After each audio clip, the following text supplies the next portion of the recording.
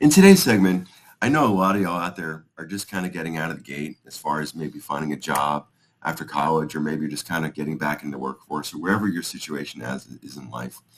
And myself, I've become, after 15 years, I've been a boss as far as in a small business. And what I'd like to do is maybe kind of give y'all kind of the impression as far as from the person interviewing side. I know a lot of y'all out there, you want to just be gung ho about it, but there is something to think about in terms of seeing the other side of the table. So I kind of like to go over that a little bit. But the first thing, what I'd recommend in when you go to a job interview is act like you want the job. Now, what I mean by that is dress up or dress halfway reasonable. Nice slacks, a collared shirt, things like that. Wash your face, comb your hair, maybe take a shower, et cetera, et cetera. Just reasonably. Not like overdress or things like that. But first impressions are important. You have to think that from their side, they may have had a full day. They may have interviewed 20 or 30 other people, and they're tired, right? And so for a lot of these people, I know we're taught that, we're supposed to go through the process and learn about this person and this and that, whatever else. But yeah, I understand, but they're so freaking busy. Or they may have a lot of stuff going on in their life that they just don't have time for that. So a lot of times they'll just go through the interview and just kind of like they're just wasting your time. So, but if you dress nice, bring a resume, and be light on conversation, that'll help at least get you in their minds, so to speak, in the front door. And then, of course, having a pleasant conversation and knowing about the product and maybe having some experience that can help you out. But that's usually the first phase of it. So after that point, they're going to ask you questions, and hopefully, you have a ballpark idea as far as the questions they're going to ask. Tell me about yourself and what kind of relevant experience do you have, things like that, just to kind of know. What you can do is you can go online inside, find maybe interview questions for, and then whatever industry you're in. That'll certainly help you out. And I would say in having a conversation with them, be pleasant. Don't if you find you're going to strike a nerve with them or talking about politics, don't talk about politics or some tough subject to them. Back out of it. Oh, let's talk about whatever over here. I know for a lot of y'all, and especially some people just kind of getting out of the gate, just may have gone from college, politics and these memes and whatever it is, don't. Just avoid that. If they ask you, yeah, I follow this website or that website, don't go into it. We all have our weird stuff that we do. Don't.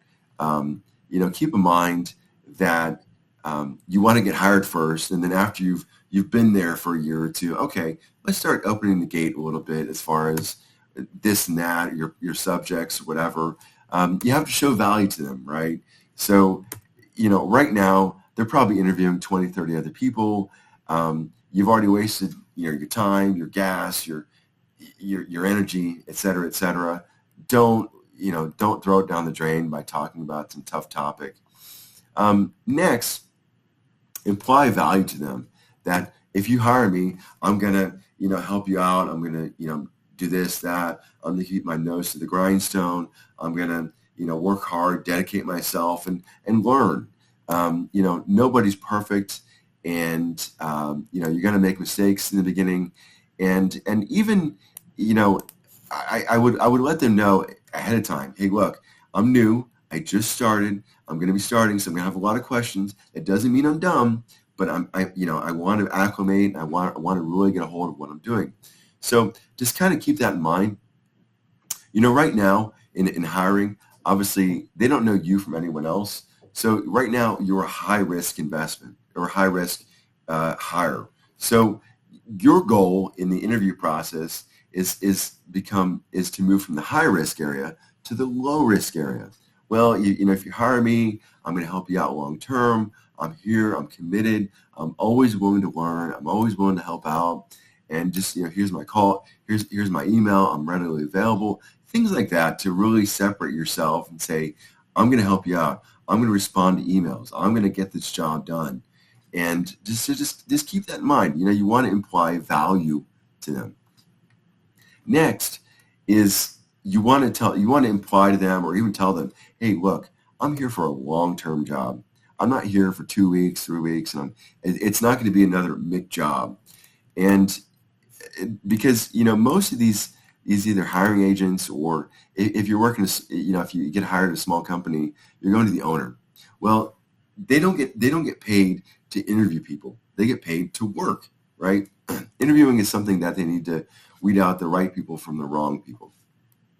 So to do that, you need to say, hey, look, I'm not going to be here short term. You don't need to worry about me, because a lot of these hires, they may work out for a couple of weeks and they kind of disappear, or they don't turn documents in, or they're late to work for the 20th time, or they need to reschedule this. I mean, just problems. And that's part of being the high risk that I was talking about. You want to say, look, I'm dedicated, I'm committed. I haven't arrived late to any job in the last 5-10 years.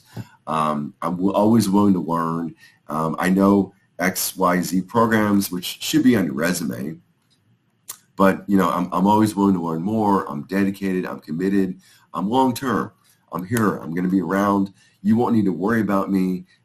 You don't need to watch over me, things like that. Because if you can display or imply to them, hey, you don't need to worry about me. I'm willing to do the job, take initiative, things like that. The owner or the HR person doesn't need to worry about you. They don't need to constantly be calling you, where's this document at? And now, keep in mind, obviously, the work they give you should be reasonable, but there's always deadlines, there's always changes, and if you're dedicated, committed, they're going to help you out.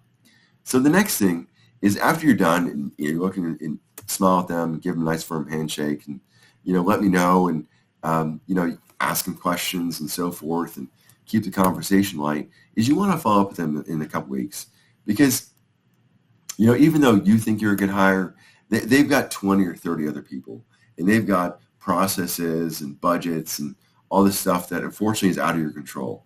So follow up with them, and you may just forget, and they may forget about you, and just keep in contact, get their email, get their whatever form of communication, and follow up with them. Hey, I really enjoyed it and so forth. Next is don't just interview for one company. From your end, have multiple job offers. So if one falls through, it's perfectly okay. And that'll keep you things going there. But just a little bit about us. Myself and my partner, we have a bookkeeping business, over 15 years of experience. So we've done our fair share of interviewing. So always stay out there and just keep going. Sometimes there's no rhyme or reason for them not hiring you. They just kind of don't have the money. So it's not always from your end. Sometimes it's from their end. They may have ran out of money. They may have lost their big client. There's a gazillion reasons, but always have multiple job interviews so that way you can pit multiple employers against them, and they're not telling you, and you're not begging to get a job, and because you have multiple offers. So a little bit about us. Myself and my partner, we have our own business. So Metro Bookkeeping over there. So we've seen our fair share of small businesses and their hiring practices, but stay out there and stick with it. But if you like us, you love us, you want more of us, click like and subscribe. Until next time, and stay awesome.